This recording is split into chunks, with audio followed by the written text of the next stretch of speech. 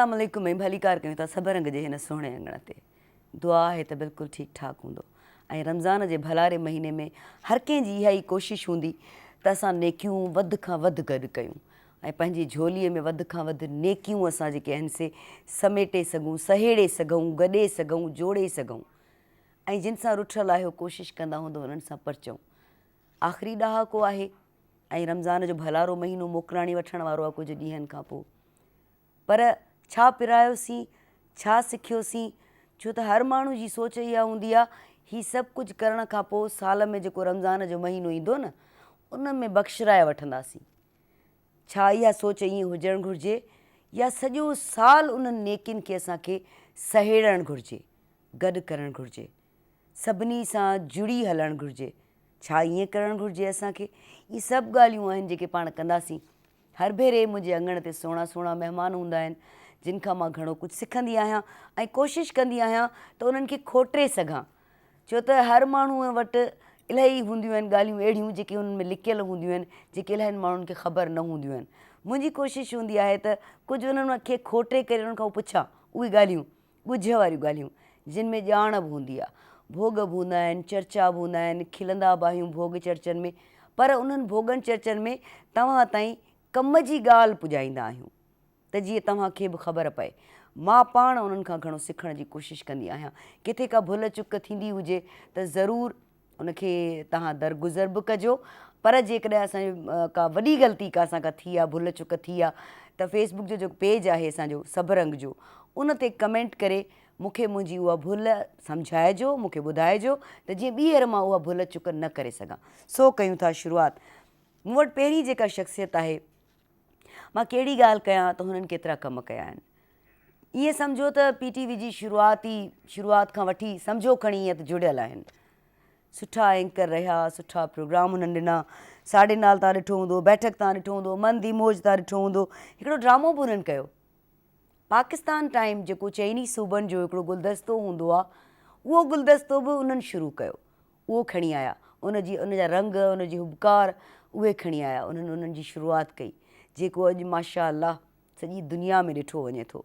सॼी दुनिया में पाकिस्तान टाइम हिकिड़े ड्रामे में ई हुननि कमु कयो। पुछंदासीं त हिकिड़े में छो?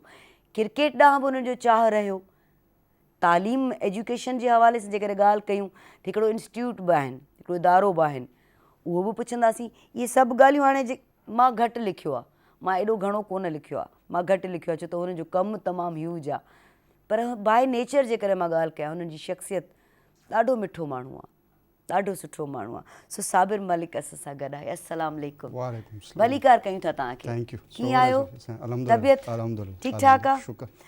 माशाअल्लाह सदाईं ईअं रहंदा आहिनि जीअं तव्हां हीअं ॾिसो पिया न, सदाईं हिननि जे फेस ते स्माइल हूंदी आहे।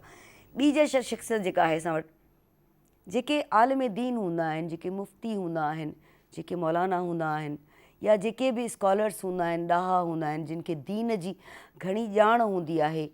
असां घणी कोशिशि कंदा आहियूं त उन्हनि खां पिरायूं घणो कुझु, छो त असां दुनिया में एतिरा त वठिजी विया आहियूं, हीअ बि खपे, हीअ बि खपे, हीअ बि खपे, हीअ बि खपे।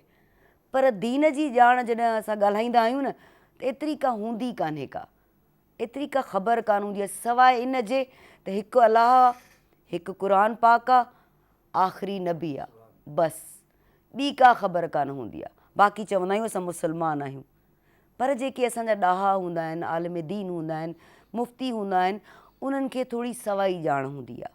उहा ॼाण असां चाहींदा आहियूं त असांखे बि ज़रूरु मिले। सो असां वटि जेका शख़्सियत मौजूदु आहे उहो बि पंहिंजे अंदरि माना वॾो माना खाण आहिनि, उहे बि उन्हनि खां बि घणो कुझु ॿुधंदासीं। आलिम दीन आहिनि, स्कॉलर आहिनि, हाफ़िज़ नज़ीर अहमद। अस्सलाम वालेकुम। भली कार कयूं था तव्हांखे। घणियूं ॻाल्हियूं पाण कंदासीं। ऐं जीअं मूं ॻाल्हि कई त माण्हुनि रुॻो चवंदा आहियूं मां मुस्लमान आहियां, वधीक का ख़बर कान हूंदी आहे। क़ुर बि अरबी में पढ़ियो आहे, अरबी असांजी ॿोली कान्हे, तर्जुमे सां घटि ई माण्हू आहिनि जिन पढ़ियो आहे। ठीकु आहे। सो इन ते पाण ॻाल्हाईंदासीं त ईअं छो आहे। असां क़ुर में त हर शइ लिखी पई आहे, असां हलूं छो कोन था हुन ते। सो सर ईंदासीं तव्हां ॾे। ॿी जेका असां वटि भेण मौजूदु आहे, असां सुठी ज़ाहिर नात जॾहिं ॿुधंदा आहियूं, हमद जॾहिं ॿुधंदा आहियूं, सना जॾहिं ॿुधंदा आहियूं त कैफ़ियतूं कुझु ॿियूं हूंदियूं आहिनि ऐं असां महसूसु कंदा आहियूं असां कंहिं ॿिए जाइ ते आहियूं, या त उॾामूं पिया, या त आसमान ते आहियूं, बहरहाल कंहिं अहिड़ी जॻह ते आहियूं जिते सुकून आहे। ऐं उहो छाजो सुकून? रूह जो। अंदर जो सुकून आहे। सो असां वटि नाथुआ हिकिड़ी भेण मौजूदु आहे, सदफ़ फरीद। अस्सलाम वालेकुम। वालेकुम अस्सलाम। भलीकार कयूं था तव्हांखे, कीअं आहियो? ठीकु आहियो? अल्हम्दुलिल्लाह। त पहिरें तव्हां खां ई प्रोग्राम जी कयूं था शुरुआत। हमदे बारी ताला से बिस्मिल्लाह। आगाज़ करते हैं अल्लाह पाक के ज़िक्र से आगाज़। सब मिलके पढ़िएगा अल्लाह पाक का ज़िक्र। ला इलाहा इल्लल्लाह, हाँ ला इलाहा इल्लल्लाह, हक़ ला इलाहा इल्लल्लाह, पढ़ो ला इलाहा इल्लल्लाह। जलवो तुझो बागन में, सब बूटन नई गुलड़न में। जलवो तुझो बागन में, सब बूटन आई गुलड़न में। हर वण जो पन नकर करेला, इलाहा इल्लल्लाह, हक़ ला इलाहा इल्लल्लाह, पढ़ो ला इलाहा इल्लल्लाह। पंजतन जो माँ खादिम आहिया, मौला लियते जान डिया। पंजतन जो माँ खादिम आहिया, मौला लियते जान डिया। लबड़न ते पुए चूना हो जेला, इलाहा इल्लल्लाह, हक़ ला इलाहा इल्लल्लाह, पढ़ो ला इलाहा इल्लल्लाह। हौसलो रख बेहलीम अदा, या सादत दींदो खुदा। हौसलो रख बेहलीम अदा, या सादत दींदो खुदा। मौत महल जूंगार दियण ला, इलाहा इल्लल्लाह, हक़ ला इलाहा इल्लल्लाह, पढ़ो ला इलाहा इल्लल्लाह, हक़ ला इलाहा इल्लल्लाह, ला इलाहा इल्लल्लाह। सुभान अल्लाह, सुभान अल्लाह। कॾहिं कॾहिं ईअं थींदो आहे जो असां अंदर में ई, पंहिंजे अंदर में ई उन ई वक़्तु तोड़े जो असां सिधी रीति हूंदा आहियूं, पर जॾहिं अलाह जी, नबीअ जी, क़ुरान पाक जी या अहिड़ियुनि हस्तियुनि जी ॻाल्हि थींदी आहे त पंहिंजे अंदर में असां पंहिंजो पुछाणो करणु शुरू कंदा आहियूं। सदफ़ न जेको आहे सो हमद जॾहिं पढ़ी पई, उन वक़्तु मां अंदर में पंहिंजो पुछाणो करे रही हुअसि, छो त असां उन वक़्तु उन्हनि कैफ़ियतुनि में हूंदियूं जेके असांखे तारी थी वेंदियूं आहिनि। त असां किथे कंहिंखां असां कंहिंसां को ग़लति त कोन ॻाल्हायो आहे, कंहिंखे घटि वधि त कोन चयो आहे, कंहिंसां विढ़ी त कोन आया आहियूं। मां माना यको इहो ई अंदर में पंहिंजे मुंहिंजे दिलि में इहे ॻाल्हियूं हलियूं पे। सुभान अल्लाह, सुभान अल्लाह। अच्छा, बेसिकली तव्हां सिंधी आहियो? नहीं, सिंधी नहीं हूँ। अच्छा, उन खां पोइ बि तव्हां लफ़्ज़ ॾाढा सुठा उचारिया सिंधीअ में। ये तो अल्लाह पाक का करम, पंजतन पाक का करम है, वही इज़्ज़त रखते हैं। और फिर यह है कि माँ बाप की दुआएं हैं और मेरे हस्बैंड बहुत सपोर्ट करते हैं मेरे साथ, तो ये सब करम की बात है। जेके भी उचार हुया, जेके भी हमद में उचार हुया सिंधीअ जा, उहे चिटरा हुया, बिल्कुलु क्लियर हुया। मूंखे ख़बर कान पई, महसूस कोन थियो त, पर ज़बरदस्त। ऐं सभु ॿोलियूं असांजूं पंहिंजियूं आहिनि ऐं हर ॿोली मिठी आहे, हर ॿोली मिठी आहे। हेॾां साबिर वेठो आहे, माना बेसिकली पंजाबी आहे, ऐं मां मूंखे ॾाढी वणंदी आहे, पर मां छा कंदी आहियां, पंजाबी सिंधी, छो त सिंधी पंजाबी साबिर भलीकार वरी ॿीहर, सिंधी पंजाबी जेका आहे न सराइकी, उहा ऐं पंजाबी थोरो थोरो मिलंदा आहिनि, लफ़्ज़ भी थोड़ा थोड़ा उन्हनि में मिक्स है ना। बस वो ऐसा है कि आप कराची से जब आप मुल्तान तक जाते हैं तो वो थोड़ा सा डिफरेंस है, थोड़ो थोड़ो वो बिल्कुल एक्सेंट का डिफरेंस है, थोड़ो, लहजे का हाँ, डिफरेंस हाँ, है। बिल्कुल जब हम बात करते हैं तो हमारी ज़ुबानें इसी तरह आहिस्ता आहिस्ता हाँ, आगे जाती हैं, बिल्कुल और ये जब हम एंड तक जाते हैं अपने जो नॉर्दर्न एरियाज हैं, तो वहाँ भी हमें यही चीज़ नज़र आती है कि लहजे की तब्दीली से जो है ज़ुबानें हैं वो चेंज हो रही होती हैं। बिल्कुलु ईअं ई आहे। ऐं तव्हांखे त ख़बर हूंदी त हर 70 किलोमीटर खां पोइ जेको आहे सो लहजा मटिजी वेंदा आहिनि। हर 70 किलोमीटर 80 किलोमीटर खां पोइ लहजा जेके आहिनि से मटिजी वेंदा आहिनि, पर ॿोलियुनि जी मिठाण साॻी हूंदी आहे। ॿोलियुनि जी जेका उहा मिठाण आहे न, कहिड़ी बि ॿोली जे भले सम्झ में न बि अचे त उहा साॻी हूंदी आहे। जी ज़रीना बलोच ऐं जी आबदा परवीन मुख़्तलिफ़ परॾेही मुल्कनि में जॾहिं कलाम ॻाईंदियूं हुयूं त जी आबदा परवीन हिकिड़े इंटरव्यू में चयो त अंग्रेज़ बीठल हुआ सभु, ऐं मां सूफ़ी कलाम पे ॻायो। माना मां सूफ़ी कलाम पे ॻायो शाह अब्दुल लतीफ़ भिटाई जो, पर हुआ सभु अंग्रेज़, हुननि खे ख़बर कोन हुई, पर हू विजद वारी कैफ़ियत में हुया। माना त ॿोली जेका आहे सा कहिड़ी बि हुजे, कैफ़ियत तारी करे सघे थी, असरु रखे थी वॾो। अच्छा साबिर, माशाअल्लाह एॾा कम तव्हां कया आहिनि साबिर। PTV सां त हिकिड़ो तव्हांजो पुराणो हिकिड़ो वास्तो आहे। तव्हां मेज़बान रहिया आहियो ॾाढा सुठा, ऐं मेज़बानी बि तव्हां दबंग मेज़बानी कई आहे। इन करे मां वरी थोरो हीअं बि थियां पई त साबिर हिकिड़ो माना दबंग मेज़बान बि रहियो आहे PTV ते। एॾा प्रोग्राम सुहिणा प्रोग्राम कया, मुख़्तलिफ़ मेज़बान आया, एक्सपीरियंसिस शेयर कयो असां सां। पर पहिरें जेको आहे सो पंहिंजो स्ट्रगल जेका तव्हांजी सख़्तु क़िस्म जी चैलेंजिस वारी, उहा ज़रूरु शेयर कयो, देखिए शुरूआत वारी। बगैर स्ट्रगल के तो आप सक्सेस की तरफ या कामयाबी की तरफ जा ही नहीं सकते। तो स्ट्रगल तो कंपलसरी है if U need a success in your life. तो ये जो चीज़ें हैं ये बहुत ज़रूरी होती हैं, और स्ट्रगल बेसिकली आपकी जो है एफर्ट है, मेहनत है, बिल्कुल ही है, ठीक है। तो वो चीज़ें आपको आगे लेके जाती हैं। मुझे याद है मैं आपको मज़े की बात बताऊं कि when I am doing my first job, तो वो it's per month 700 rupees per month, ठीक है। ये मेरा प्रोफेशनल करियर, ये स्टार्ट है जब मैंने अपना प्रोफेशनल करियर स्टार्ट किया with my education. On that time मैं सेकेंड ईयर में था जब मैंने अपनी फर्स्ट जॉब स्टार्ट की। इंटर का मतलब जी, 12वें दर्जे का जी, वाह, ठीक है। उसके बाद फिर कुदरत अपॉर्चुनिटी देती गई, मैं मेहनत करता गया, मुझे अच्छे लोग मिलते गए, तो वो एक फैमिली डेवलप होती गई, एक सर्कल डेवलप होता गया। उस सर्कल ने मुझे मूव किया। नंढपण में साबिर कीअं हो? शरारती, हाँ अॼु आहे, चुलबुला अॼु बि आहे, अॼु बि मौक़ो मिलियुसि त माना अॼु बि उहा हरकत अॼु बि आहे, संदसि अखियुनि में बि, ॻाल्हाइण में बि, लफ़्ज़नि में बि अॼु बि उहा हरकत आहे। बचपन में वो सारी शरारतें की हैं जो बचपन में होती हैं। हाँ, और मार मिली? मार भी बहुत खाई ख़ास तौर पे वालिदा से। वालिद साहब तो थोड़ा सा अवॉइड ही करते थे इन चीज़ों को। अम्मा कुटियो? अम्मा तो अम्मा होती है ना। हाँ बिल्कुल। और माँ वो हस्ती है जिसको खुदा ने खुद से तशबीह दी, कहा मैं अपने बंदे से 70 माओं से ज़्यादा प्यार करता हूँ। बिल्कुल। तो हम तो एक माँ का अदा नहीं कर सकते, 70 माँ जो हमें 70 माओं से ज़्यादा प्यार करता है उसका कैसे अदा करेंगे। और शुक्र और सब्र मेरे ख़्याल में कुंजी है आपकी ज़िंदगी की कामयाबी की।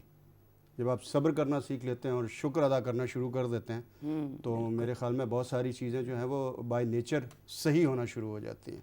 ये एक इसको मैं अगर कहूँ तो ये एक तरीक़त का रास्ता है, रब्त का रास्ता, राब्ते का रास्ता है। बिल्कुल। मुझे अशफाक अहमद साहब की एक बात याद आ रही है। समवन इज़ आस्क्ड टू हिम के मुसलमान और मोमिन में क्या फ़र्क है, तो उन्होंने जवाब दिया कि जो अल्लाह को मानता है वो मुसलमान है, और जो अल्लाह की मानता है वो मोमिन है। वाह। और कुरान में भी जिक्र मोमिन का है, मुसलमान का नहीं। तो बात सारी ये है कि हम कितने मोमिन हैं, ये बहुत इंपॉर्टेंट बात है। मोमिन का मतलब हकूकुल्लाह अदा करना नहीं है सिर्फ, मोमिन का असल मकसद हकूकुल इबाद अदा करना। बिल्कुल। बंदे के हकूक जो अल्लाह कहता है मैं माफ़ नहीं करूँगा जब तक वो बंदा आपको माफ़ नहीं करेगा। बिल्कुल। तो बहुत सारी चीज़ें हैं। कोशिश ये करनी चाहिए हद्दुल इम्कान कि हम सबसे पहला काम जो करें अपनी तरफ से वो ये कोशिश करें कि किसी की दिल आज़ारी ना करें, जेका असां कंदा रहंदा आहियूं, डेलिबरेटली भी कंदा आहियूं। तो ये बहुत इम्पॉर्टेंट चीज़ है। और रिस्पेक्ट हमेशा उसी को मिलती है जिसके दिल में एहसास होता है दूसरों की रिस्पेक्ट होती है। क्योंकि वो कहते हैं एक फार्मूला है, आप रिस्पेक्ट देंगे किसी को, इज़्ज़त देंगे तो सामने वाला ख़ुद ब ख़ुद आपको इज़्ज़त देगा। बिल्कुलु। ऐं हर शइ ऐं हर ॻाल्हि जेका आहे सा नियत ते ॿधियल आहे, नियत सां जुड़ियल आहे। तव्हांजी नियत जेकॾहिं साफ़ आहे न त पोइ दुनिया में किथे बि केतिरियूं बि ॾुखियाई हुजनि न उहे तव्हां लाइ माना कोन थियूं रखनि जेकॾहिं नियत तव्हांजी साफ़ आहे सही त। बात। अच्छा, मेरा चूँकि मेरे लाइफ के 2 पार्ट हैं, एक पैरालाइज से पहले, एक पैरालाइज के बाद। आप बेहतर जानती हैं, बिल्कुल। आपसे और ख़ास तौर पे पीटीवी से पुराना ताल्लुक़ है। जब मैं पैरालाइज नहीं था तो उस वक्त बहुत सारी चीज़ें बहुत उरूज पर थी, लेकिन जब पैरालाइज हुआ और जिसने मुझे सबसे ज़्यादा डैमेज किया वो मेरे वोकल का जाना था।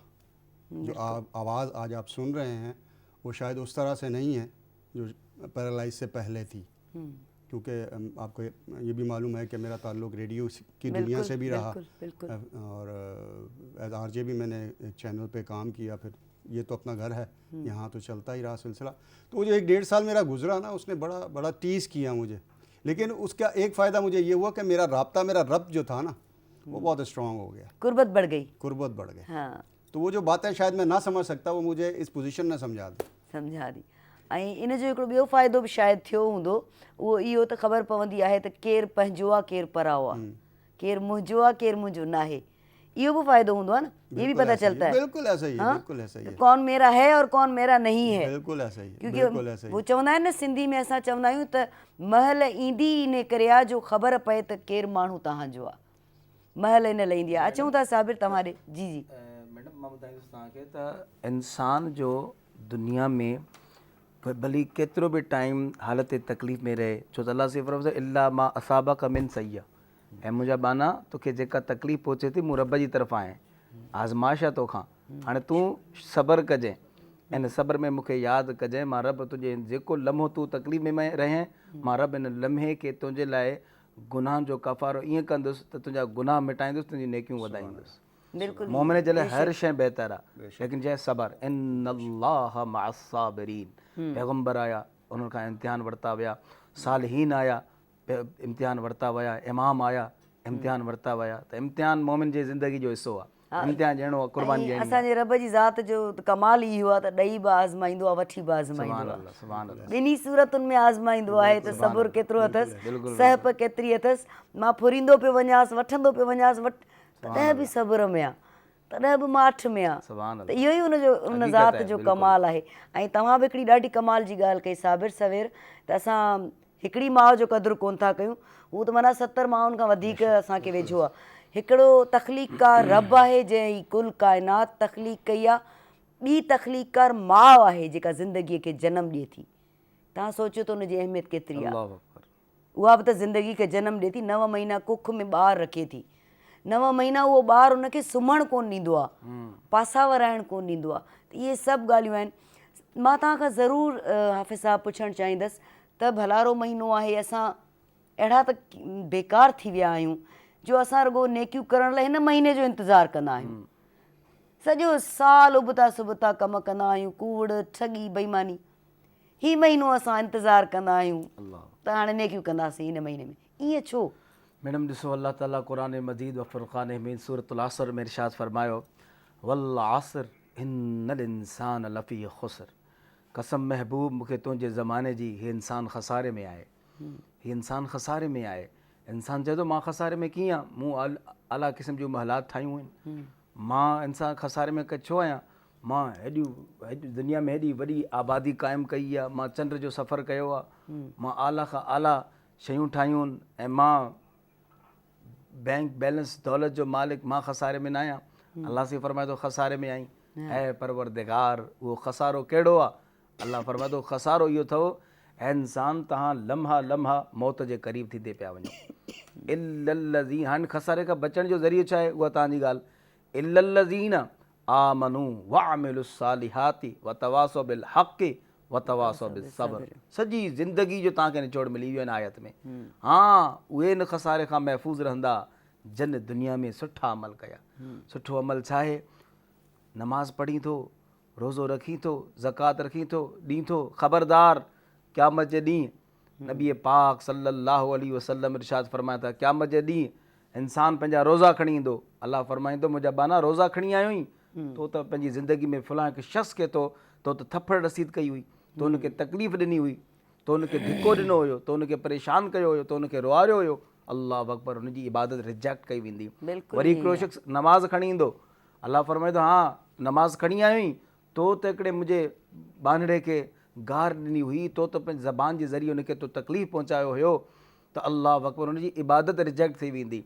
ऐं अहिड़ीअ तरह इंसान पंहिंजा ज़िंदगीअ तमामु अमाल खणी ईंदो, अल्लाह फरमाईंदो मुंहिंजा बाना ॾे ख़बर तो दुनिया में जेका ज़िंदगी गुज़ारे आयो आहीं मुंहिंजे बाने सां तो केॾी मोहबत कई हुई। बेशक बिल्कुलु ईअं ई आहे। हुज़ूर अलैहिस्सलातु वस्सलाम फरमाइनि था रवाहु बुख़ारियु, रवाहु तिरमिज़ियु, रवाहु मुस्लिम, टे वॾा हदीस या किताब इन हदीस खे रिवायत कनि था, बुख़ारी शरीफ़ हदीस आहे। नबी पाक सल्लल्लाहु अलैहि वसल्लम फरमाइनि था हिकु ताजिर, हिकु बिज़नेसमैन सिर्फ़ु हिकु अमल जे करे बख़्शियो वियो, ऐं इन करे हिकु इन अमल खां ॿिया अलावा को अमल हुयो ई न। जॾहिं हुनजो मौत वाक़िअ थी त हज़ूर अलैहिस्सलातु वस्सलाम फरमाता था ऐं सहाबा पोइ अल्लाह साईं हुन खां जेका पुछियो, फ़रिश्तनि पुछियो त रब फरमाए थो हाणे तुंहिंजी जेको आहे मौत ऐं क़ब्र जे मामलतनि जी इब्तिदाई हालात हले थी पई, ऐं बाना रब फरमाए थो तोखे का नेकी यादि आहे, नेकी का यादि आहे, का नेकी यादि न आहे, हा हिकु नेकी यादि आहे त मां बिज़नेसमैन हुयुसि, मां ताजिर हुयुसि, मूं वटि हर तबिके जो माण्हू ईंदो हुयो, इदा जा अल मिस्कीनु वल मुअसिरो, पर जेकॾहिं मूं वटि को तंग दस्त मिस्कीन हूंदो मां हुन सां तजावज़ अनहु, मां हुन खां तजावुज़ कंदो हुउमि, दरगुज़र कंदो हुउमि। अल्लाह अकबर, बुख़ारी शरीफ़ हदीस। नबी पाक सल्लल्लाहु अलैहि वसल्लम फरमाइनि था ऐं सहाबा हे दरगुज़र वारो मामिलो, ही बख़्श करण वारो मामिलो, ही छॾे ॾियण वारो मामिलो अल्लाह खे एॾो पसंदि आयो, एॾो पसंदि आयो त अल्लाह फरमायो फ़रिश्तो गवाह थी वञो मन हुआ आजज़ु अनहु, सभ खां ज़्यादा बख़्श करण वारो, माफ़ करण वारो मुंहिंजी ज़ात आहे, हीअ त मुंहिंजो बानो हुयो, गवाह थी जो मां हिन हिकु अमल जे करे हिन जी बख़्शिश करे छॾी आहे। केॾी सुठी ॻाल्हि कई आहे तव्हां। ऐं मां चवंदी आहियां त असां आम माण्हू जेके हूंदा आहियूं उहे हिक ॿिए खे ॻाल्हियुनि ते माफ़ न कंदा आहियूं, ऐं रब जी ज़ात जेका आहे सा उन्हनि चवाणी त माना क़ुर पाक में बि लिखियलु आहे, चिटो चिटो क्लियर लिखियलु आहे त माना तौबा जा दरवाज़ा खुलियल आहिनि। बसि इहो आख़िरी मैसेज ॾियणो हुयो त हीउ आख़िरी जेको अशरो आहे हिन में पंहिंजे रुठलनि खे परचायो, पंहिंजे अज़ीज़ रिश्तेदारनि सां सिला रहमी कयो, पंहिंजे अज़ीज़ मिट माइटनि सां प्यार मुहबतूं तक़सीम कयो। यकीन कयो मैडम इन खां वॾी का मेडिसिन आहे ई न। जेकॾहिं तव्हां बीमार आहियो, परेशान आहियो, तव्हां पंहिंजे मिट माइटनि में कुर्ब तक़सीम कयो, अल्लाह साईं तव्हांखे उन नेकी जे ज़रिए तव्हांखे सिहत तंदुरुस्ती आफ़ियत अता फ़रमाईंदो। आक़ा अलैहिस्सलातु वस्सलाम फ़रमाइनि था, तिरमिज़ी शरीफ़ हदीस आहे, जेको शख़्स चाहे थो उमिरि दराज़ी बिल ख़ैर मिले, जेको शख़्स चाहे थो रिज़्क़ कुशादो मिले, फरमाया मिट माइटनि सां सिला रहमी करे, मिट माइटनि सां सिला रहमी करे। हुज़ूर फरमाया ज़कात जो सभ खां ज़्यादा मुस्तक़ तव्हांजो भाउ आहे, अगरि शरई मुस्तक़ आहे, तव्हांजी भेण आहे, तव्हांजे जेको आहे तव्हांजा चाचा मामा उन्हनि जी औलादूं आहिनि, तव्हांखे डबल सवाबु मिलंदो। हिकिड़ो तव्हां ज़कात जो तव्हांखे सवाबु मिलंदो, फितरे जो सवाबु मिलंदो, ॿियो वरी तव्हांखे सिला रहमी जो बि सवाबु मिलंदो।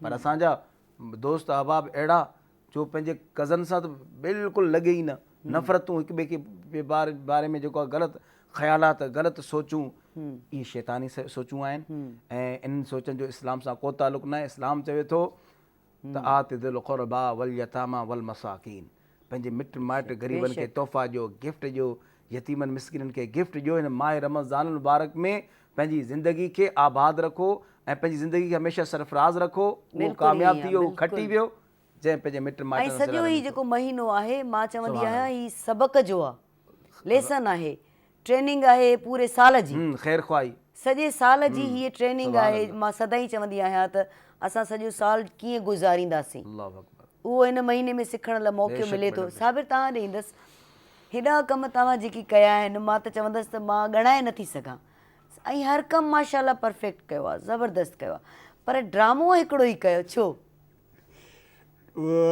असल में मेरा जो स्टार्टिंग से जो मेरा इंटरेस्ट था वो होस्टिंग की तरफ ज़्यादा था एज एन एंकर, और मैं बड़ा मशहूर हूँ पीटीवी की मैनेजमेंट का कि उन्होंने हमेशा मुझे मौक़े दिए, और ऐसे मौक़े दिए कि जो बहुत कम लोगों को शायद मिलते हैं। और इसमें जितनी भी मैनेजमेंट आई, जब भी मैनेजमेंट आई, आउटस्टैंडिंग होस्ट भी हैं आप भाई। बस ये मैंने कहा ना आपसे कि ये मैनेजमेंट की मेहरबानी रही है कि हम ये कहने, मैं ये कहूँ कि अगर कि शुरू में जब एक ही चैनल हुआ करता था, आपको पता है, हाँ। तो लोगों का बड़ा एक वो इंटरेस्ट भी होता था और शौक़ भी था, और लोगों को ये भी होता था कि यार काश हम भी ये जो स्क्रीन है इस पे आ सकते। तो हमें कुदरत ने तब मौका दिया। तो मैं ये समझता हूँ कि ये मैनेजमेंट ही है पीटीवी की। और फिर वही बात जैसे शुरू में मैडम ने कहा कि माँ बाप की दुआएं हैं, और सबसे बड़ी जो चीज़ है वो बारी ताला की मेहरबानी है बिल्कुल कि ही उसने ये मौके दिए। और ड्रामे की जहाँ तक बात है, मैंने आपसे पहले भी ये कहा कि सच कोई इंटरेस्ट नहीं था। वो चयो के तव्हांखे चयो के राना तारिफ साहब हैं, मेरे बहुत अच्छे दोस्त हैं, प्रोड्यूसर ही हैं पीटीवी के। उन्होंने मुझे एक कैरेक्टर ऑफर किया। वो कैरेक्टर ऐसा था कि मदरसे के एक मोहतमिम का था, अच्छा, और बेदारी के नाम से एक बच्चों का सीरियल था। हाँ, तो उसमें उन्होंने मुझे एक रोल ऑफर किया था कि यार साबिर भाई ये आप ही करेंगे और कोई नहीं करेगा। हाँ। अगर आप ये नहीं करेंगे तो वो शारिक नकवी हमारे एक बहुत अच्छे दोस्त हैं, पीटीवी के बहुत पुराने राइटर भी हैं, उन्होंने वो कैरेक्टर लिखा था। वो ख़ास तौर पे मुझे देख के लिखा था उन्होंने। अच्छा, ताकि ॾिसी लिखियो। हाँ, तो उन्होंने कहा यार ये जो कैरेक्टर है ये आप ही परफॉर्म करेंगे। हाँ। तो बड़ा उन्होंने एक रिक्वेस्ट की, तो फिर मुझे अच्छा नहीं लग रहा था, क्योंकि राना साहब से बहुत अच्छा ताल्लुक़ है। वैसे तो पीटीवी के सारे लोगों से बहुत अच्छा ताल्लुक़ है अल्हम्दुलिल्लाह, और सब बहुत प्यार करते हैं और बड़े मोहब्बत और बड़े खुलूस से मिलते हैं, तो मना नहीं कर सका उनको मैं। तो बस वो एक ही सीरियल पर तजुर्बो सुठो न रहियो, मज़ो न आयो। नहीं, तजर्बा बहुत अच्छा है, मज़ो न आयो। एक्टिंग असल में मैं सच्ची बात, मेरा जो करियर है वो दूसरी साइड पे है। मैं बेसिकली आपको पता है मैं एक एजुकेशनिस्ट, बिल्कुल, ठीक है, तो मेरा जो ज़्यादातर ताल्लुक़ था वो तालीम के हवाले से ज़्यादा था। और वो हम जो एक आवाज़ सुनते हैं ना, अस्सलाम वालेकुम सर, कैसे हैं आप, खैरियत से हैं, हाँ। वो जो है ना वो कहीं और मज़ा नहीं करती किसी चीज़ में। मुझे अल्हम्दुलिल्लाह अल्लाह का बड़ा शुक्र रहा कि मैं जब इस फील्ड में आया तो अल्लाह ने यहाँ भी मुझे बड़ी इज़्ज़त से नवाजा है। आप इतने खुलूस से और इतने प्यार से जो मेरा इंट्रोडक्शन आपने कराया, बहुत बहुत मोहब्बत आपकी। नहीं, आप हकदार हैं इसके। सबसे बड़ी बात ये हकदार आयो इन्हें जा। बिल्कुल, कल मैं सिकंदर भाई को मुबारकबाद देने आया था, और बस उन्होंने अचानक ही एक धमाका किया कि यार साबिर भाई आपने कल आया है। मैंने कहा न, इहा ॾाढी सुठी ॻाल्हि आहे, ऐं इहो सुठो कमाल हूंदो आहे सुठनि माण्हुनि जो, त उहो यादि रखनि सभिनी खे। बिल्कुल ऐसे ही। चलो और सिकंदर भाई की मैं आपको मज़े की बात बताऊँ आपको, बहुत एक मोहब्बत करने वाली शख्सियत है उनकी, और वो कहते हैं ना दोस्तों के दोस्त हैं। तो कल मुझे एहसास हुआ वाकई दोस्तों के दोस्त हैं। बिल्कुल, कुछ माण्हू अहिड़ा हूंदा आहिनि बिल्कुल जेके ऐसे, बिल्कुल मिठा बि ॾाढा हूंदा आहिनि, पर जॾहिं दड़का ॾींदा आहिनि सख्त बहुत है, त सख़्त काम के बि मामले ॾाढा में बहुत हूंदा आहिनि। सख्त है, इसमें तो कोई शक बिल्कुल। नहीं है, लेकिन होना भी चाहिए। अच्छा, क्रिकेट ॾांहुं वरी तव्हांजो बस क्रिकेट ये है कि क्लब लेवल तक खेली, हाँ, और आप ये कहें कि 2014 तक जब मैं पैरालाइज नहीं था, तो उस वक्त तक अल्हम्दुलिल्लाह मैं क्रिकेट खेल रहा था, क्लब से खेल रहा था। तो उस तक रहा। फिर पीटीवी स्पोर्ट्स से मैंने कमेंट्री भी की है डिफरेंट मैचेस की, हाँ बिल्कुल, वो बता कही उर्दू में भी और इंग्लिश में भी। प्लस मैंने कहा ना जहाँ जहाँ मुझे मौके पीटीवी ने दिए वो शायद बहुत कम लोगों को सुठे में मिलते हैं। सुठी ॻाल्हि जेका आहे न, जेका मां शेयर पे कई मेकअप रूम में सभिनी सां कई पे, त माना चैलेंजिस ॾाढा वणंदा आहिनि साबिर खे। साबिर खे जेकॾहिं चवंदो न त इहो तूं साबिर नथो करे सघीं, उन वक़्तु साबिर चवंदो इहो ई त मां करे सघां थो। बिल्कुल ऐसे ही है। मुझे एक प्राइवेट चैनल पे मेरे बहुत बहुत मोहब्बत करने वाले और मेरे उस्तादों में से हैं जो मुझे पीटीवी पे लेके आए, बहुत बड़ा नाम है ताजदार आदिल साहब का। बिल्कुल बिल्कुल। तो वो उन्होंने मुझे एक चैनल पे इंट्रोड्यूस किया, तो उन्होंने मुझे मेडिकल का प्रोग्राम दिया, मेडिकल का program. But I am not a doctor, तो डॉक्टर तो नहीं हूँ मैं, और मेडिकल से सच कोई मेरा कोई कंसर्न भी नहीं था, लेकिन उन्होंने मुझे कहा कि नहीं यार तुमने इसको होस्ट करना है। तो वो अल्हम्दुलिल्लाह वो प्रोग्राम भी मैंने किया। ऐं उन खां अॻु पहिरीं कहिड़ा कंदा हो? उसमें तो म्यूजिक का प्रोग्राम किया है मैंने करंट अफेयर्स मेडिकल का अग में, उससे करंट अफेयर का प्रोग्राम कर म्यूजिक किया मैंने, बिल्कुल ऐसे। ठीक है, एंटरटेनमेंट, इंफोटेनमेंट, हर तरह का प्रोग्राम अल्हम्दुलिल्लाह। रमजान ट्रांसमिशन मैंने कंटिन्यूसली 6 साल की पीटी। मेजबान जो मतलब ही हुआ ना, बिल्कुल ऐसे ही। मेजबान जो मतलब ही हुआ। देखें आप जब एज एंकर आप बात करते हो तो आपको बहुत सारे जो विंडोज है ना उनको आपको लेके चलना पड़ता है साथ, और फिर वही बात है कि जब चैलेंज आता है तो फिर आपको करना पड़ता है, और चैलेंजेस तो अल्हम्दुलिल्लाह फिर आपको पता है as per my star Libra, तो वो लिब्रा, अरे वाह, मी टू, मां पाण लिब्रा आया। लिब्रा आपको पता फिर ऐसे ही होते हैं, ऐसे ही होते हैं। असां के को चए ना त ये तू नथो करे सगी, असां चई तरस पुट कीअं तो करे दरे कर वैसा। जबरदस्त ॻाल्हि आहे, इहा ॾाढी सुठी ॻाल्हि आहे। अच्छा, तालीम जी ॻाल्हि मां ज़रूरु, छो त ज़ाहिर तालीम सां जुड़ियल आहियो। जॾहिं पाण पढ़ियासीं उन वक़्त जी पढ़ाई ऐं जेको हाणे वक़्तु हले पियो उन वक़्त जी पढ़ाई, केतिरो फ़र्क़ु आहे? मयार ऐं मिक़दार ॿई ॿुधाइजो, क्वालिटी क्वांटिटी ॿई ॿुधाइजो।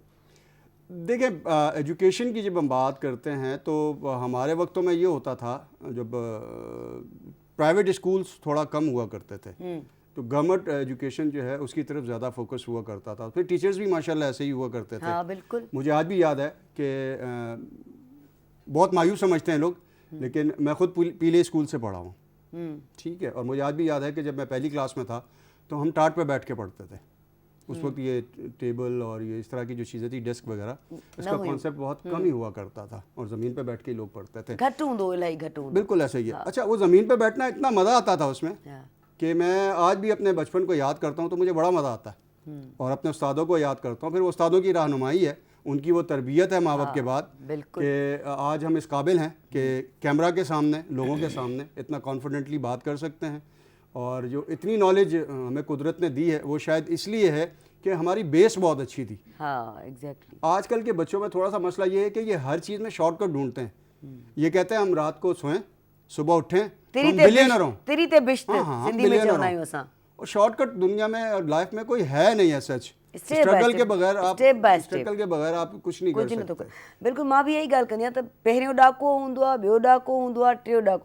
पहिरें ॾाके खां तकड़ में जेकॾहिं तव्हां पंजे ॾाके ते वेंदो त पक ॼाणो तव्हां किरंदो, मुमकिन ही कोन्हे त तव्हां मथे वञो। इन करे ज़रूरी आहे स्टेप बाय स्टेप हलणु। बिल्कुल ऐसे ही। अच्छा, माशाल्लाह सां तव्हां जेके प्रोग्राम कया आहिनि सभु ज़बरदस्त कया आहिनि, पर को वाक़ियो कंहिं हिकिड़े प्रोग्राम जो यादि अचे थो ज़बरदस्त, शॉर्ट में ॿुधाइजो न, अहिड़ो जेको ॾाढो, जेको तव्हां चाहियो त माना सभु ॿिया बि ॿुधनि, मज़ेदार वाक़ियो। पहला प्रोग्राम जो मेरा था वो मुझे याद रहता है। हाँ। दो तरह का था, मतलब एक तो एज अ होस्ट था। हाँ। और एक बिल्कुल इसी तरह जिस तरह आज मैं गेस्ट बैठा हूँ, तो पहला प्रोग्राम मेरा एज अ गेस्ट था। वो 23 मार्च का प्रोग्राम था। उसको मेरे बहुत से दोस्त हैं जो मेरे कोलीग भी रहे, नदीम, उन्होंने किया था मेरे साथ प्रोग्राम। वो होस्ट थे, मैं गेस्ट था। फिर उन्होंने काफ़ी सारे प्रोग्राम मेरे साथ किए। तो उस दिन जो मेरी हालत थी वो बहुत अजीब थी, क्योंकि फ़र्स्ट टाइम मैंने कैमरा फेस किया था। लेकिन जो मेरे प्रोड्यूसर थे उन्होंने मुझे ये कहा, मारूफ भाई, कि साहब भाई जिस तरह आपने प्रोग्राम किया है, लग नहीं रहा था कि आपने पहली दफ़ा कैमरा फेस किया। अच्छा, तो कौन हुआ? अंदर में तो हूंदो ना। बिल्कुल ऐसे ही है। हाँ, अंदर में तो हूंदो है ना। वो एक नेचुरल चीज़ है। हाँ, वो एक नेचुरल चीज़ है। बिल्कुल। कैमरा एक ऐसी चीज़ है जहाँ आप अपने आप को छुपा नहीं सकते। बिल्कुल, हर शइ नज़र ईंदी आहे, हर चीज़ नज़र आती है।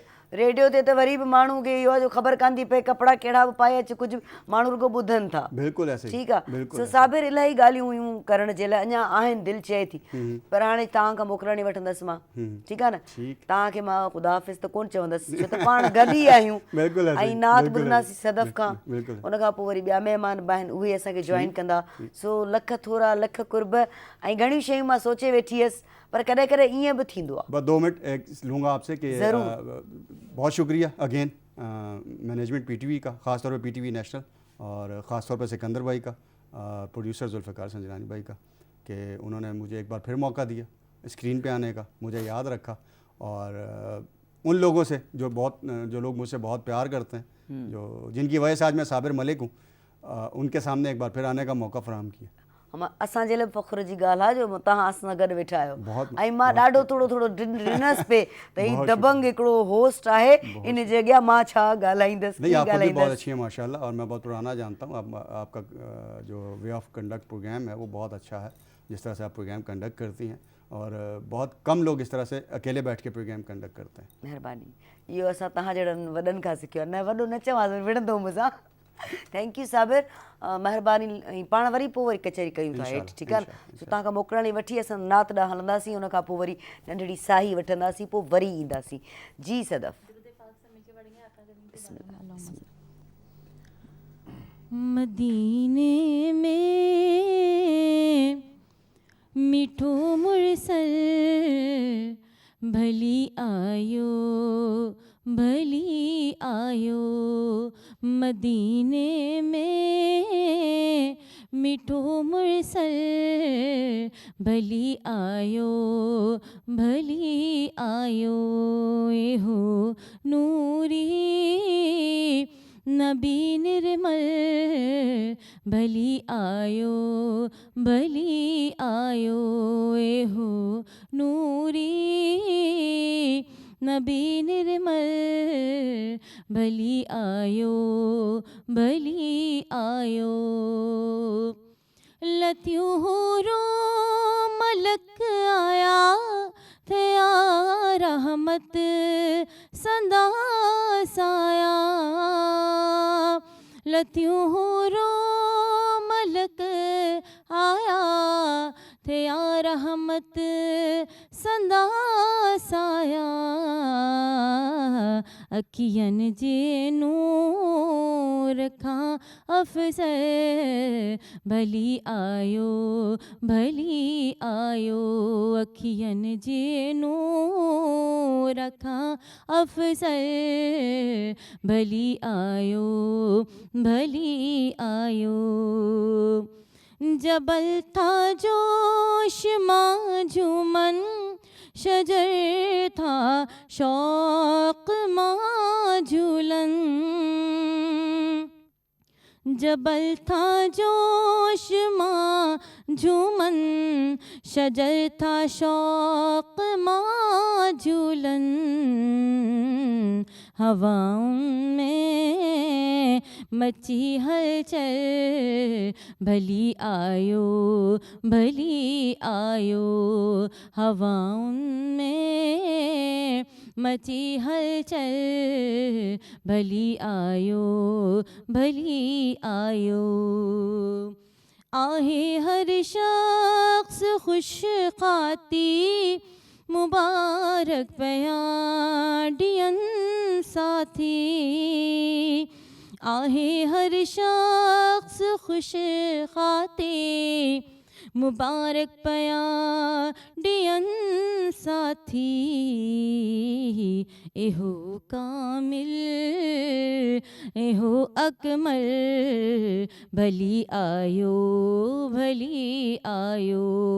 एहो कामिल एहो अकमल भली आयो भली आयो।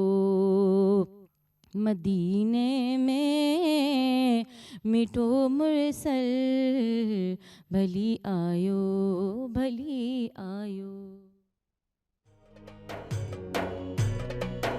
रमज़ान पाकिस्तान रमज़ान पाकिस्तान।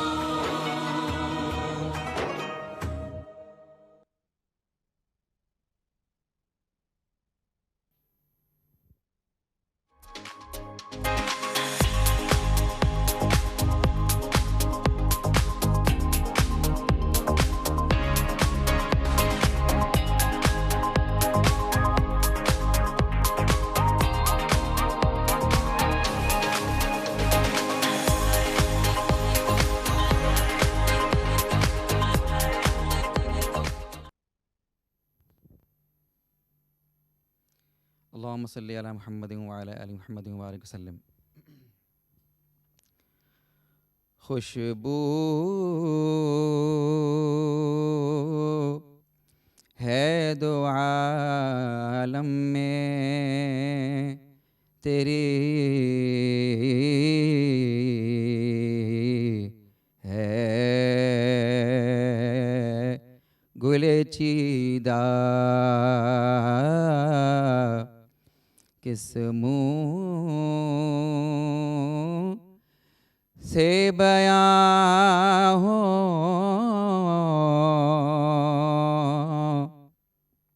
किस मुँह से बयां हो तेरे औसाफ़े हमीदा। तुझ सा कोई आया है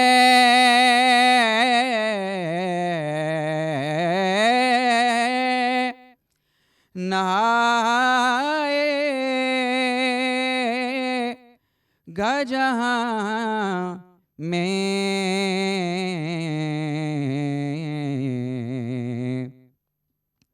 देता है गवाही यही आलम का जरीदा। खैरात मुझे अपनी मुहब्बत की अता कर।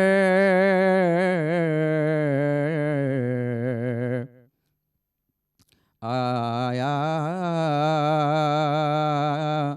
हूँ तेरे दर पे बदामाने दरीदा, यूं दूर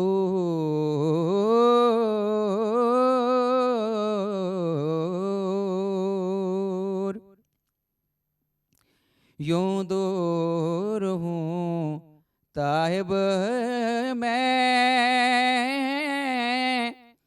हरीम नबवी से।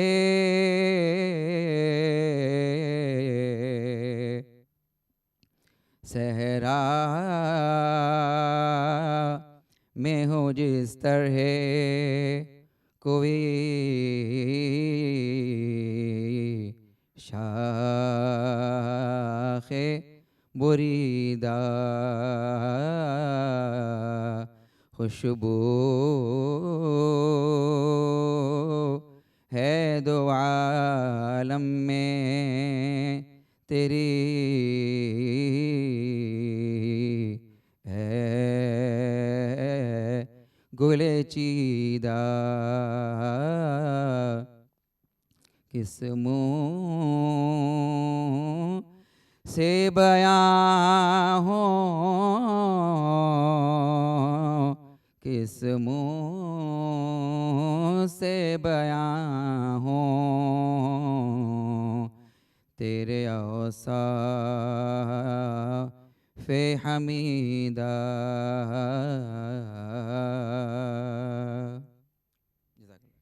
सुभान अल्लाह सुभान अल्लाह। ऐं सैयद औरंगज़ेब रिज़वी खां असां ॿुधीसीं नात ऐं भलीकार बि कयूं त सर आपको वेलकम करते हैं, भलीकार था कयूं तव्हांखे। ॿी बि शख़्सियत असांखे जॉइन कयो आहे ऐं मां चवंदी आहियां जेके शाइर हूंदा आहिनि, सदाईं चवंदी आहियां जॾहिं बि शाइर असांजे अङण ते ईंदा आहिनि त दुनिया खे हिकिड़ी ॿी अख सां ॾिसंदा आहिनि, ॿिए नज़रिए सां ॾिसंदा आहिनि। दुनिया जी हर शइ खे पंहिंजे भर पासे में जेको कुझु बि हूंदो आहे उनखे ॿिए नज़रिए सां ॾिसंदा आहिनि ऐं पोइ जेको ज़हन में उन्हनि जे ईंदो आहे, हिकिड़ी ती हूंदी आहे ॾात, उहा मिलंदी आहे अलाह खां। पोइ उन ॾात खे असां ॾांव ॾींदा आहियूं, माना सिखंदा आहियूं, कंहिं उस्ताद ॾे वेंदा आहियूं जेको कुझु लिखंदा आहियूं। शाइर ॾाढो हसास हूंदो आहे। हूअं त फ़नून लतीफ़ा जा जेके बि माण्हू हूंदा आहिनि उहे हसास हूंदा आहिनि, सेंसिटिव हूंदा आहिनि, ॾाढो महसूसु कंदा आहिनि हर ॻाल्हि खे। पर शाइर वरी सवायो हसास हूंदो आहे, छो त उहो ॿिए जे ॾुख खे पंहिंजो ॾुखु सम्झंदो आहे, इहो मुंहिंजो ॾुखु आहे। ऐं पोइ उहो ॾुखु कलम खणंदो आहे, कागर खणंदो आहे ऐं उन ते ओतींदो आहे। ऐं इहो वॾो कमाल आहे, इहा हर कंहिंजे वस जी ॻाल्हि कोन्हे का त तव्हांजे ॾुख खे मां लिखी सघां। इहो ॾाढो ॾुखियो कमु आहे। पंहिंजा ॾुख त हर को लिखंदो आहे, मूंसां ईअं थियो, मूंसां ईअं थियो, मूंसां ईअं थियो। ॿिए जा ॾुख लिखणु ऐं सम्झणु ऐं उनखे वरी पोइ ओतणु ॾाढो कमाल जो आहे, वॾो कमु आहे। इहो हर कंहिंजे वस जी ॻाल्हि कोन्हे। सो असां जेको महिमान आहे सरगोदा सां जेको असां तालुक़ु अथनि, उते ई उन्हनि अखि खोली, पंजाब यूनिवर्सिटी मां ग्रेजुएशन कई, तालीम सां वाबस्तु ऐं तालीम सां जुड़ियल आहिनि, माना मास्तर सिंधी में चवंदा आहियूं, उस्ताद आहिनि पाण। 15 सालनि जी उमिरि खां उन्हनि शाइरी शुरू कई। 15 साल माना केतिरो ॿार ई हूंदो ज़ाहिरा, अहिड़ो छा थियो 15 सालनि में जो साईं जेको आहे सो शाइरी शुरू कई। ख़ैर साईं खां पुछंदासीं, खुरम शहज़ाद खां, अस्सलाम वालेकुम, वेलकम, भलीकार कयूं था तव्हांखे। Thank U. सर कीअं आहियो, ठीकु आहियो? अल्हम्दुलिल्लाह, तबियत बि ठीकु आहे? करम अल्लाह का। सो मुंहिंजी सम्झ में आई ॻाल्हि जेका मूं कई, कोशिश कर रहा हूँ। 15 साल में तव्हां 15 सालनि में तव्हां शाइरी शुरू कई, जी जी। अहिड़ो छा थियो? बड़ा अच्छा सवाल, बड़ा खूबसूरत सवाल। तो मैं ये समझता हूँ कि ये जो अल्हामी कैफियत के जो हामिल अल्लाह ताला चुनता है, ये बचपन ही से चुन लेता है। वो अपने आप को पहचानता अगर देर से है तो वो अलग बात है। तो ये जो गॉड गिफ्टेड चीज़ें होती हैं, तो अल्लाह ताला तो वो आपके ख़मीर में जो है वो शामिल कर देता है।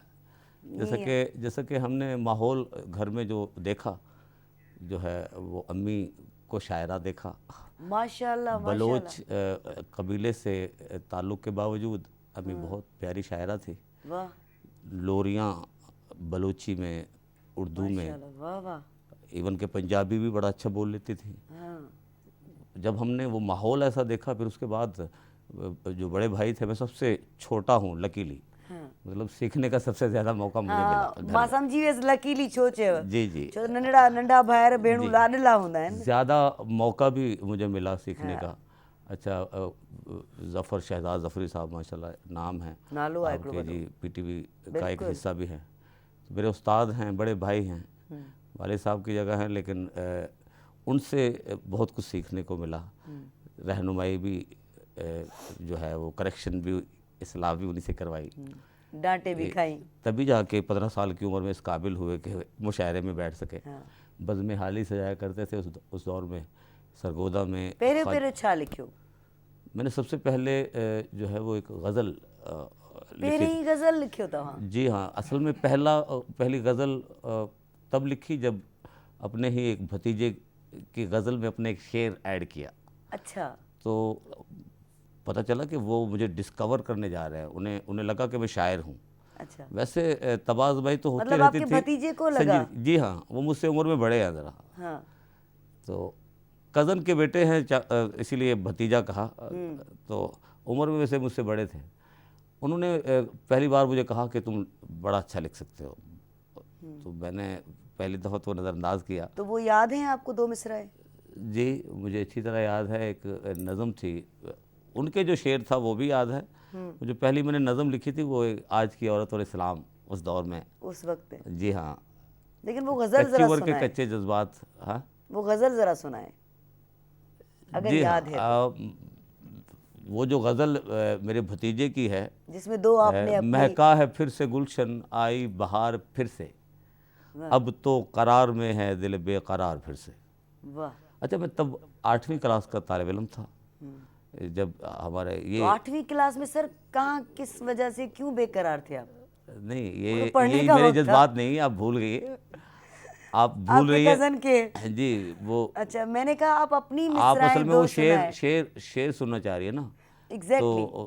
तो मतले से जाहिर है मैं शेर वाज़े बता भी पाऊंगा। ठीक है ठीक है। उन्होंने लिखा था, महका है फिर से गुलशन, आई बहार फिर से, अब तो करार में है दिल बेकरार फिर से। तो कच्ची उम्र में उसने भी कुछ सादा अंदाज में लिखा। और हमने जो उसमें ऐड किया था, महसूस हो रहा है मेरे उजाड़ दिल में, लम्हात आ रहे हैं अब साजगार फिर से। अब सवाल तो फिर से ही वही आ रहा है। तो मैं वो भाई से भी, जो आपके कज़न है, उन पे भी ये सवाल बनता है, आप पूछ लीजिएगा उनसे। जी, आप पे असल भी। में मैं अगर ये कहूँ कि ये जो शेर था, ये इल्हामी कैफियत का हिस्सा नहीं था, ये एक शऊरी कोशिश थी। शऊरी कोशिश थी, एग्जैक्टली ऐसा ही था। अदबी अगर अंदाज में आपको बताऊं तो एक शऊरी कोशिश थी जिसमें मुझे उकसाया गया था कच्ची उम्र में। हाँ। तो जब मैंने पहली नज़म लिखी तो उसमें मैंने देखा भाई साहब ने जो है ना वो उसे अच्छे से कमेंट भी किया। हाँ। और थोड़ी सी इस्लाह भी की तब जब जो बनती थी। तो पहली मैंने नज़म लिखी थी, उसके बाद फिर गज़ल पे भी तबाज़माई हुई। मुशायरा भी मैंने 15 साल की उम्र में पहला पढ़ा था। बज़्म हाली, उस दौर में जो है वो ख्वाजा अवैस शिबली पानीपती साहब, बहुत बड़े शायर जी, बैठे बड़े होंगे। शोरा में माशाल्लाह। भाई साहब के साथ ज़फ़र शहजाद ज़फ़री साहब, और मेरे जितने भी बड़े भाई हैं सब अल्हम्दुलिल्लाह शायर है। माशाल्लाह मैं 6 भाई हैं, सब के सब शायर हैं। अच्छा, शायरी में बहुत सारी मतलब सिन्फ़ें होती है ना, ज़ाहिर है, गज़ल, नज़म, जो भी उर्दू में चीज़ें, मुझे उर्दू में ज़्यादा इतने नाम नहीं आते, लेकिन सिन्फ़ें हैं बहुत सारी। जी, जितने भी आपकी असनाफ अपनी हैं। दिलचस्पी की कौन जी, सी है? ये भी अच्छा सवाल। गज़ल में असल में आपको मौका मिल जाता है ना, हर शेर में एक नया जज्बा, एक नया ख्याल, एक नया कॉन्सेप्ट देने का। चूँकि बाकी अच्छा, मज़े की बात बताऊँ आपको, आप उर्दू की बात कर रही थी, तो गज़ल भी नज़म ही का हिस्सा है। नज़म का एक हिस्सा है गज़ल। अच्छा। तो नज़म का मतलब ही अपने जज्बात, ख़यालात, एहसासात, जज्बात को आप जो है वो जब मतलब आपने सब मंजूम कुछ- करके सब पेश करते कोशिशें हैं। की। जी हाँ, वैसे मैंने ज़्यादा तवाज़ुमाई जो है वो गज़ल में की गज़ल है। में की है, नज़में भी गज़ल लिखी हैं, कम लिखी हैं, कम लिखी हैं, लेकिन मां मुशाहिदाती चवंदी आहियां त जेका नज़्म जेको हूंदो आहे न, जॾहिं नज़्म लिखंदो आहे त उन में माण्हू सम्झंदा आहिनि त नज़्म में का तरतीब न हूंदी आहे, जेतिरो चाहियो लिखी सघो था, पर मां चवंदी आहियां त जीअं गज़ल में रिदम हूंदो आहे, बहर रदीफ़ ऐं काफ़ियो हूंदो आहे, ईअं ई नज़्म में बि हिकिड़ो रिदम हूंदो आहे ऐं उहो रिदम ॻाल्हि सां ॻाल्हि जुड़ंदी ईंदी आहे, पोइ भली तव्हां 100 पेजनि ताईं लिखो, उन में भी हिकिड़ो रिदम हूंदो। सर आते हैं बिल्कुल, आपकी तरफ, बिल्कुल, बिल्कुल। आपकी तरफ आते हैं, हमारे पास हाफ़िज़ साहब मौजूद हैं ऐं मूं तव्हांखे ॿुधो पे सवेर तव्हां जेको आहे सो नात पे ॿुधाई, अॻु में तव्हां ॿुधायो कोन, पर ख़ैर उहो त नात खां ॿ असां वटि मौजूदु आहिनि, तव्हांखे वरी असां ॿुधण लाइ ज़रूरु घुराईंदासीं। तव्हां शाइरी जेको आहे सो कंदा आहियो पाण? शाइरी त मां न कंदो, अलबत्ता मां शाइरनि जा कलाम पढ़ी वेंदो आहियां, कलाम पढ़ी अल्हम्दुलिल्लाह, अरबी में, फ़ारसी में, सिंधी में, अच्छा उर्दू में, उतां पढ़ी वेंदा आहियो। अल्हम्दुलिल्लाह। घणनि ॿोलियुनि ते महारत आहे माशाअल्लाह सां? अल्हम्दुलिल्लाह फ़ारसी, अरबी ऐं अल्हम्दुलिल्लाह सिंधी पंहिंजी त मादरी ज़बान आहे, अल्हम्दुलिल्लाह सिराइकी, इहे 4 ॿोलियूं आहिनि अल्हम्दुलिल्लाह, मां इन्हनि ते उबूर रखां थो। माशाअल्लाह पंजाबी बि ज़रा सिराइकी सां बरोज़की बि ॻाल्हाईंदा आहियो? बरोज़की त बिल्कुलु साईं सिकंदर साहिब सां मुंहिंजी कचहरी थींदी आहे, बरोज़की में कचहरी थींदी आहे। मूंखे ॾाढी सुठी लॻंदी आहे, कोशिशि बि कंदी आहियां ॻाल्हाइण जी, पर ॻाल्हाए कोन सघंदी आहियां। अच्छा, हीउ महीनो जेको हले पियो इन जे हवाले सां ई मूंखे हिकिड़ो सुवालु ज़हन में आयो ऐं दिलि चयो ज़रूरु पुछण बि घुरिजे। हींअर ही हलंदड़ जेको वक़्तु आहे इन में असां ॾेखाव ते ज़ोर घणो था ॾियूं, वधि खां वधि ॾेखारिणो आहे। मूं हेतिरो कुझु, असांजे मुल्क में माण्हू चवनि था त असां ग़रीब आहियूं, पैसा कोन्हनि, खाइण लाइ कुझु कोन्हे, ईद वेझी अचण वारी हूंदी आहे, रमज़ान पूरो थियण वारो हूंदो आहे, मार्केटुनि जूं मार्केटूं भरियल हूंदियूं आहिनि, त इहो तसवुरु कहिड़ो आहे? ऐं उहे ई पैसा ग़रीबनि ते ख़र्च छो कोन थींदा आहिनि? रोज़ा 30 रखियासीं, असां इबादतूं कयूंसीं, छा हूअ इबादत कोन्हे का? अल्लाहु अकबर। सूरह मुद्दसिर क़ुरान मजीद में अल्लाह ताला फरमायो त वकुन्ना नख़ूद मअल ख़ाइदीन लम नकुम मिनल मसाकीन। अल्लाह साईं फरमायो क़ुरान मजीद में त क़यामत जे ॾियारे जेको आहे कुझु माण्हू जहन्नम में वेंदा, पोइ जन्नती उन्हनि खां पुछा कंदा त ऐं वादी सक़र, जहन्नम जी वादी जो नालो आहे, तव्हांखे सक़र में छो विधो वियो आहे? उहे चवंदा हाय अफ़सोस के लम नकुम मिनल मसाकीन, हाय अफ़सोस असां पंहिंजी ज़िंदगी में माल दौलत कसर सां हुयो ऐं असांखे ख़बर बि हुई त पंहिंजो असांजो जेको पाड़ेसरी आहे उहो तकलीफ़ में आहे, मिट माइट आहे उहो ज़रूरतमंद आहे, असांखे कसरत दौलत जे बावजूदि असां हुननि खे इन हिसे मां ॾिनो न, हुननि खे असां हिसेवार न कयो, हुन जे ॾुख तकलीफ़ में असां शामिलु न थियासीं, इन जे करे अॼु असां वादी सक़र जहन्नम में पियल आहियूं। त अल्लाह साईं फरमाए थो त मुंहिंजा बाना तूं पंहिंजी ज़िंदगी खे ईअं गुज़ार जो जीअं मूं रब तोखे हुकुम ॾिनो आहे त वमा वयुनफ़िक़ून मिन अमवालिहिम, जेको मूं रब तोखे ॾिनो आहे हुन में ख़र्च कर, कंहिं ते ख़र्च कर? मिसकीननि ते, ग़रीबनि ते, जेके ज़रूरतमंद आहिनि। तव्हां ॾिसो अॼु जेको ग़रीब तबिको आहे, मेडिसन में उनखे ज़रूरत आहे, कुझु अहिड़ा असांजा अहबाब तबिके जा आहिनि हालत कर्ज़ में, कर्ज़ जी हालत में आहिनि, परेशान आहिनि, माण्हू ख़ुदकुशियूं था कनि, त हाणे शरीयत मुताहरा चवे थी त इन्हनि जी मदद कयो। मूं रब तव्हांखे जेको ॾिनो आहे, क़ारून न थियो, क़ारून खे केॾो ख़ज़ानो हुयो जो हुन ख़ज़ाने जूं चाबियूं उठ खणंदा हुया, क़ुरान में मौजूदु आहे ज़िक्र। अल्लाह साईं फरमाए थो पोइ क़ारून वॾो नेक हुयो, वॾो साले हुयो, पर मूं रब हुनखे चयो त जेको मूं रब तोखे अता कयो न में कढ, ज़कात कढ, ग़रीबनि मिसकिन जी मदद कर। हिन इनकार कयो त अल्लाह साईं हुनखे ग़रक़ करे छॾियो। त हुज़ूर अली सलाम फरमाइनि था अस-सख़ी हबीबुल्लाह वलो कान फ़ासिका, जेको अल्लाह जी राह में ख़र्च करे, ग़रीबनि, यतीमनि, मिसकिननि, बेवा औरतुनि जे सर ते हथु रखे हुनजी मदद करे, हबीबुल्लाह, उहो शख़्स मुंहिंजो दोस्त आहे, वलो कान फ़ासिका, भली उहो गुनहगार ई छो न हुजे। अंदाज़ो लॻायो त अल्लाह साईं अहिड़े शख़्स खे जेको पंहिंजे माल खे लिकाए, कंजूस थिए, बख़ील थिए ऐं पंहिंजे माल खे भले केॾी इबादतूं कंदो हुजे उहो क़बूल न आहिनि, हुकूकुल इबाद उनजो मुकमल थियो ई न आहे। मेन शइ इंसान जी आहे हुकूकुल इबाद।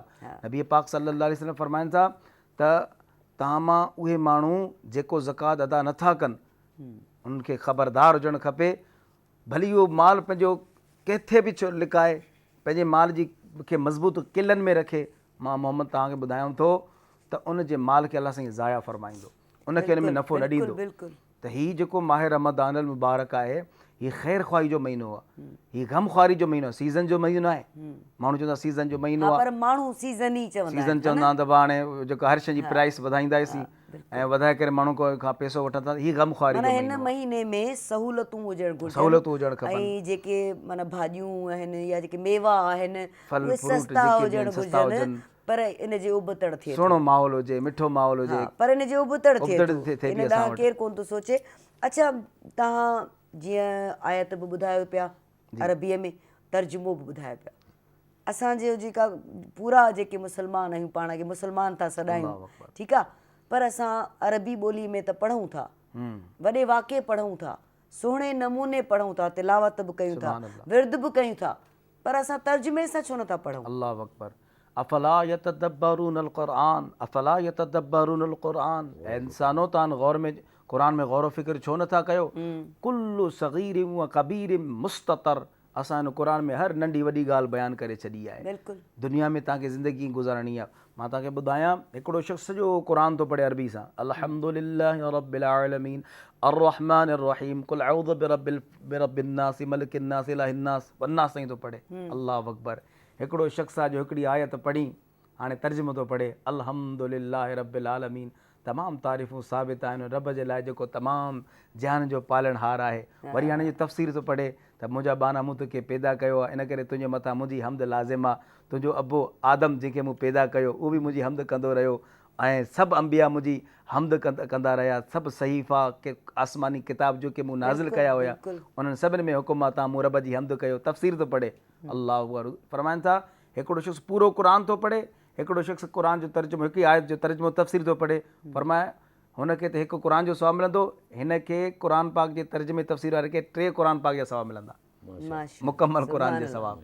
केॾी सुठी ॻाल्हि त अल्हम्दुलिल्लाह क़ुरान खे जेको आहे तर्जुमे सां पढ़णु, तशरीह सां पढ़णु, इंसानु आलम अरवाह जी सभु में अची वेंदो आहे, पंहिंजे रब जे क़रीब अची वेंदो आहे, ऐं रहमत जे ज़मीन आसमान जो इल्मु इन क़ुरान में रखियलु आहे। बिल्कुलु। माज़ी जूं ऐं मुस्तक़बिल जूं हाल जूं क़ुरान मजीद में ॻाल्हियूं मौजूदु आहिनि, जंहिंजे पढ़ण सां इंसानु बाशऊर थी वेंदो आहे। बिल्कुलु, पर असां इन्हनि ॾांहुं ध्यानु कोन ॾींदा। ध्यानु अफ़सोस आहे। ऐं मां ॾाढो ॻणतीअ सां ॾुख सां इहा ॻाल्हि कयां थी त असांजे घरनि में क़ुरान पाक मौजूदु आहिनि, कपिड़नि में ढकिया पिया आहिनि, मिटी चढ़ी वई आहे उन्हनि जे मथां, असां उन्हनि खे खोले कोन ॾिसंदा आहियूं।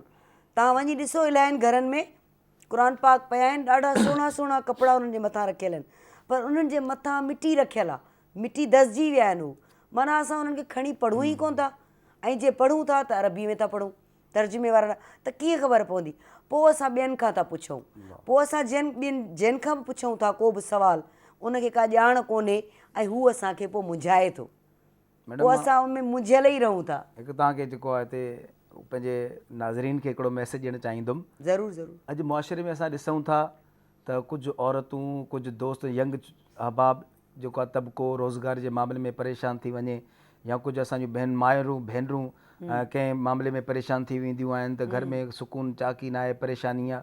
हाणे उहे इल्मु न हुजण जे करे कुझु गली मोहल्लनि में जेके जाहिल तबिको वेठो हूंदो आहे, आमिल जंहिंखे चइबो आहे, उहो हुनखे हिकिड़ो तावीज़ ॾींदो आहे लिखी करे, ख़बर न आहे हिन में छा लिखंदो आहे, पंहिंजे तरफ़ां ऐं लिखी करे पैसा वठी करे उहो तावीज़ ॾींदो आहे। ख़बरदार, तव्हांजे लाइ हिकु वॾो तावीज़ तव्हांजे घर में मौजूदु हुयो, उन वॾे तावीज़ खे छॾे करे तव्हां हिकिड़े जेको आहे हिकिड़े मोहताज वटि आयो, जेको ख़ुदि रब जी बारगाह में मोहताज आहे, ऐं उनखे ॼाण बि कान हूंदी। नबी पाक सल्लल्लाहु अलैहि वसल्लम फरमायो त उहो घर आबाद आहे, उहो घर ख़ुशियुनि सां आबाद आहे जंहिं घर में क़ुरान जी तिलावत हुजे। अॼु असां को टीवी प्रोग्राम ॾिसंदा आहियूं, घर जा भाती सभु मिली करे ॾिसंदा आहियूं, मैच घर जा भाती सभु मिली करे ॾिसंदा आहियूं। अलाह सिंह उहो वक़्तु आणे त घर में अमड़ बि क़ुरान पढ़े, पीउ बि क़ुरान पढ़े, ऐं पुटु बि क़ुरान पढ़े, न्याणी बि क़ुरान पढ़े। अल्लाह अकबर, पोइ रहमत जी चादर अची वेंदी आहे उन घर जे मथां। असांखे इहा ॻाल्हि सम्झण जी ज़रूरत आहे। असांजे घर में, असांजे पंहिंजे घर जी ॻाल्हि थी कयां त शाइर साहिबु मौजूदु आहे, उन ॾे बि चवंदो आहे असां सां हेॾा बि ज़ाहिरा मूंखे जेको आहे सो रिस्पॉन्ड करिणो पवंदो आहे। ॻाल्हि इहा आहे त मुंहिंजी नानी जेका हूंदी हुई, अम्मा वॾी, उहा ज़रूरु फजर जो जॾहिं उथंदी हुई नमाज़ पढ़ण खां पोइ तिलावत जेका कंदी सुर में कंदी हुई, ॾाढे मिठे अंदाज़ में कंदी, जो असां सभु उथी पवंदासीं, पितकड़ा पितकड़ा हूंदासीं बिल्कुलु एतिरा एतिरा, ऐं असां उन सुर सोज़ ऐं उन जेको मिठाण हूंदो हो अमड़ जी आवाज़, अम्मा वॾीअ जे आवाज़ में, ऐं उनजे पढ़ण जे अंदाज़ में असांखे उहो जेको आहे सो उथारे छॾींदो सुभान अल्लाह। त इन सां सुकून मिलंदो आहे, पर तर्जुमे सां पढ़ंदी, तर्जुमे सां। ऐं पोइ असां पितकड़ा भरिसां वेही रहंदा हुआसीं त चवनि जो मतिलबु इहो आहे। अॼु सम्झ में आयो त असां जेकॾहिं सम्झी करे पढ़ूं त केॾी न सुठी ॻाल्हि आहे। सर आपकी तरफ आऊंगी, कोई गज़ल कोई नज़्म सुनना चाहूँगी मैं। जी, वैसे मैं लंबी बहर की एक गज़ल पहले सुनाना चाहूँगा। जी। मैं अपनी आँखों के नर्म गोशों में चुभते आंसू छुपा रहा। वाह। मैं अपनी आँखों के नर्म गोशों में चुभते आंसू छुपा रहा हूँ। मैं आशनाओं को अपने गम की अज़ियतों से बचा रहा हूँ। वाह वाह। मैं अपनी आँखों के नर्म गोशों में चुभते आंसू छुपा रहा हूँ। मैं आशनाओं को अपने गम की अज़ियतों से बचा रहा हूँ। वो चंद लम्हे खुशी के मैंने ख़रीद रखे थे ज़िंदगी से। वो चंद लम्हे, वो चंद लम्हे खुशी के मैंने ख़रीद रखे थे ज़िंदगी से। जो पास हैं वो संभालता हूँ, बिखर गए जो उठा रहा हूँ। वाह वाह। वो चंद लम्हे खुशी के मैंने ख़रीद रखे थे ज़िंदगी से। जो पास हैं वो संभालता हूँ, बिखर गए जो उठा रहा हूँ। वाह। ये कश्मकश है कि याद रखूं, ये कश्मकश है कि कि याद रखूं, उसे भुलाना भी चाहता हूँ। वाह वाह, क्या बात है। ये कश्मकश है कि याद रखूं, उसे भुलाना भी चाहता हूँ। मैं दिल के कागज़ पे एक चेहरा बना बना के मिटा रहा हूँ। आहा, क्या बात है, क्या बात है। वाह। ये कश्मकश है कि याद रखूं, उसे भुलाना भी चाहता हूँ। मैं दिल के कागज़ पे एक चेहरा बना बना के मिटा रहा हूँ। ये तय हुआ था कभी किसी से, वफ़ा पे ना हर्फ आने देंगे। हाय हाय हाय। ये तय हुआ था कभी किसी से, वफ़ा पे ना हर्फ आने देंगे। उसी वफ़ा पे मैं ज़िंदगी का हर एक लम्हा लुटा रहा हूँ। वाह। और मैं हार के चाहतों की बाजी बहुत हूँ खुश इत्मीनान में। हाय हाय हाय। मैं हार के चाहतों की बाजी बहुत हूँ खुश इत्मीनान में हूँ। जो अहद शहजाद था किसी से, बड़ी खुशी से निभा रहा। क्या बात है। अब मत कहिएगा कि मैं सवाल ना करूं। जी जी, ठीक है कि किससे। खैर, ज़ाती बात है, आपकी ज़ाती मसला है। ज़बरदस्त सर, बहुत खूबसूरत जो ख़याल की जिसको हम उड़ान कहते हैं ना, वो कमाल की। शुक्रिया नवाज़िश। ख़याल की उड़ान, क्योंकि हमारे एक सीनियर शायर साईं इमदाद हुसैनी साहब, वॾो नालो हिकिड़ो, उहो सदाईं चवंदो हुयो त शेर जेको आहे, गज़ल जेको आहे, नज़्म जेको आहे, बहर रदीफ़ काफ़िए में पूरो हुजे न हुजे, ख़याल जी उॾार जेकॾहिं मज़बूत आहे, सघारी आहे, त मतिलबु उहो कमाल आहे। पोइ वरी उन जी थोरी जोड़ जक थी सघे थी, पर ख़याल जी उॾार ज़रूरी आहे। सो ख़याल की जो उड़ान थी ना, वो कमाल थी। कमज़ोर परों के साथ अगर ऐसा हुआ तो अल्लाह का शुक्र और फजल। नहीं, माशाल्लाह माशाल्लाह। बस हम फिर मैं सवाल नहीं दोहराऊंगी अपना, लेकिन खैर माशाल्लाह। अब औरंगज़ेब भाई से मैं अर्ज़ करूंगी कि नात भी सुनना चाहेंगे हम ज़रूर। जी। अल्लाहुम्मा सल्ली अला मुहम्मद व अला आलि मुहम्मद व बारिक वसल्लम। जहाँ में आए हैं हम ज़िक्र किबरिया के लिए, ज़ुबां मिली है हमें मदहे मुस्तफ़ा के लिए। इलाही मैं तो मोहम्मद के कर रहा था सना, इलाही मैं तो मोहम्मद के कर रहा था सना। ज़ुबां जो दी है तो लहजा भी दे सना के लिए, ज़ुबां जो दी है तो लहजा भी दे सना के लिए। मिली मिठास लबों को जब उनका नाम आया,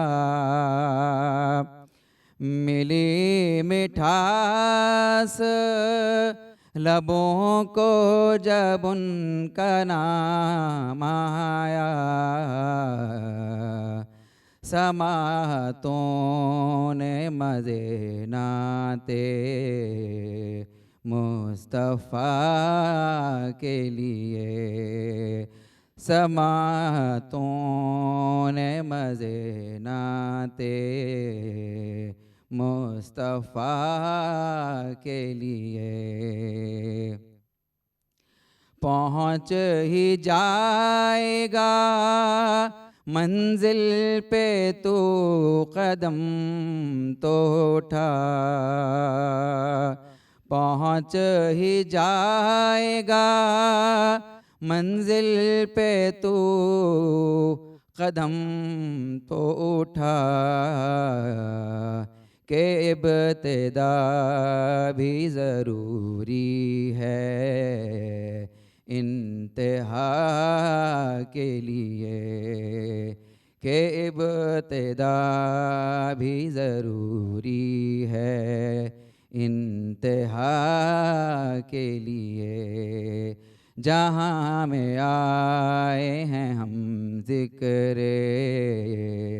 किबरिया के लिए, ज़ुबां मिली है हमें मदहे मुस्तफ़ा के लिए। सुभान अल्लाह, सुभान अल्लाह। ऐं जेका अहम ॻाल्हि मूंखे जेका ॾाढी दिलि सां लॻी त विख वधाए, अॻियां विख वधाए त मंज़िल ज़रूरु मिलंदई, वेठे कुझु बि कोन मिलंदई, विख वधाए। ऐं उहा विख रब ॾांहुं ई वधिणी आहे ज़ाहिर आहे, पर उन लाइ ज़रूरी आहे नंढा नंढा जेके ॾाका आहिनि, नेकीअ जा, चङाईअ जा, ख़ुशीअ जा, मुहबत जा, पंहिंजाइप जा, जोड़ण जा, इहे ॾाका आहिनि। इहे ॾाका तव्हां आहिस्ता आहिस्ता आहिस्ता आहिस्ता जॾहिं पार कंदा वेंदो, तॾहिं वञी तव्हां जेको आहे पंहिंजी मंज़िल ते पुॼंदो। ऐं असां हाणे थोरो टाइम वञी बचियो आहे, सो इन करे मां चाहींदसि त सभिनी सां नंढो नंढो हिकिड़ो न्यापो बि वठंदी हलां। पर पहिरें सर छा चवंदो सभिनी खे जेके तव्हांखे ॿुधनि पिया? सॼी दुनिया PTV नेशनल असांजी सभु रंग प्रोग्राम ॾिसंदी आहे। सर मैडम मां शुक्रिया अदा कंदुसि तव्हांजे पूरे मैनेजमेंट जो, स्पेशली असांजा ख़ैर ख़्वाह मोहसिन साईं सिकंदर साहब, अल्लाह ताला उनजे पूरे मैनेजमेंट खे कामयाबु सरफराज़ फरमाए। अॼु तव्हांजे चैनल मां ही मैसेज मां ॾियां त यादि रखिजो, ही माह रमदान असांखे हिकु जेका मैसेज पियो ॾिए, हिकु पैगाम पियो ॾिए।